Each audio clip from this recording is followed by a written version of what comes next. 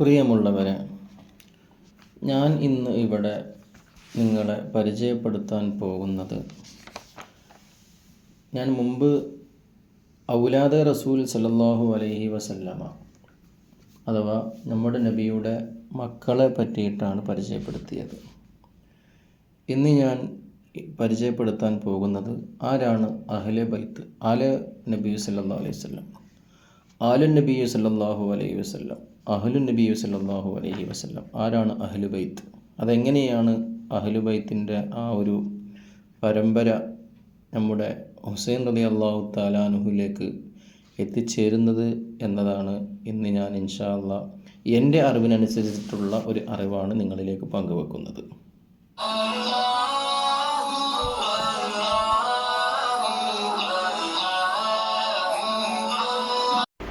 അപ്പോൾ അബൂന ആദം അലൈഹിസ്സലാം, ആദ്യ പിതാവ് ആദം നബി അലൈഹിസ്സലാം,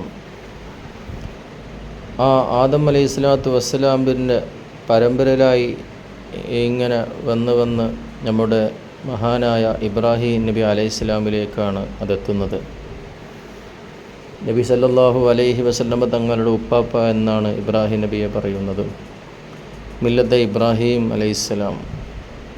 ആ ഇബ്രാഹിം നബിയുടെ മകനായ ഇസ്മായിൽ നബി അലൈഹിസ്സലാമിൻ്റെ പരമ്പരയിൽ വരുന്ന അവസാന പ്രവാചകൻ, അഥവാ ആകെ ഒരു പ്രവാചകനെ അതിലുള്ളൂ, അതാണ് നമ്മുടെ നബി മുഹമ്മദ് മുസ്തഫ സല്ലല്ലാഹു അലൈഹി വസല്ലം.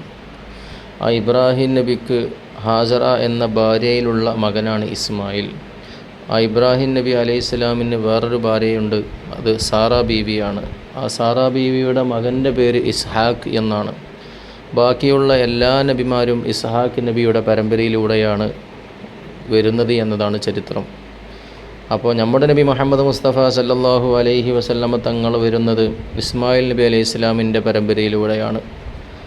അവിടെ നമ്മുടെ നബി സല്ലല്ലാഹു അലൈഹി വസല്ലമ തങ്ങൾക്ക് നബി തങ്ങളുടെ പിതാവായ അബ്ദുള്ളയുടെ ഉപ്പാപ്പമാരായ 20ഓളം ഉപ്പാപ്പമാരുണ്ട്. അബൂഹു അബ്ദുല്ലാഹി അബ്ദുൽ മുത്തലിബ് വാഹാഷിമൻ അബ്ദു മനാഫ് ഇന്ദു തലബ് എന്ന് പറയപ്പെടുന്നൊരു ബൈത്തും ഉണ്ട്.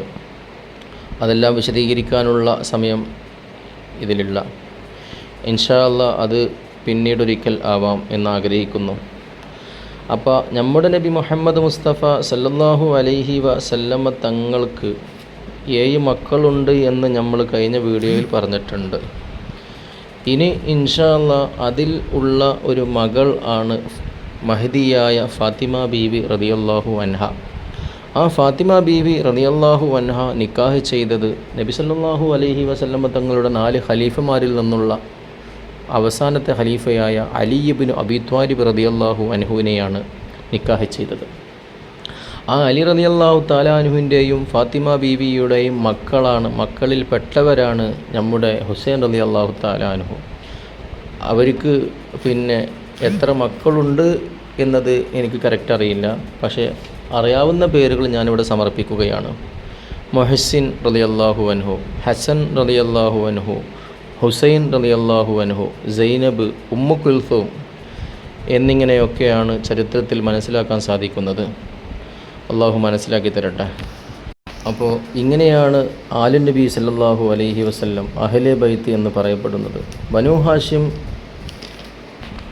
അബ്ദുൽ മുത്തലിബ് വംശപരമ്പരയിലൂടെയാണ് അഹ്ലെ ബൈത്ത് പരമ്പര നമ്മുടെ ഹുസൈൻ റളിയല്ലാഹു തആല അൻഹുവിലേക്ക് ആഗതമാകുന്നത്. അള്ളാഹു കാര്യങ്ങൾ മനസ്സിലാക്കി തരട്ടെ.